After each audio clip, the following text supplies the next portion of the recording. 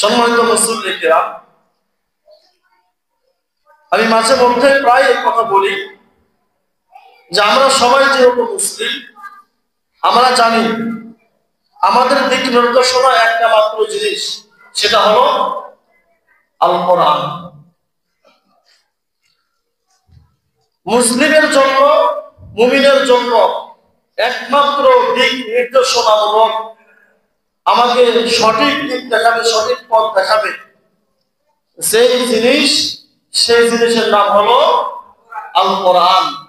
কারণ আল্লাহ পাক রব্বুল আলামিন যেই সূরা আমরা প্রত্যেক রাকাতে পড়ি, সেই সূরার নামটা কি?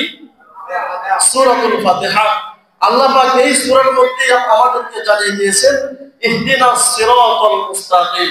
একমাত্র সরল সঠিক পথ প্রদর্শন করতে পারে আল কোরআন। সিল্লাহ বলেন সুবহানাল্লাহ।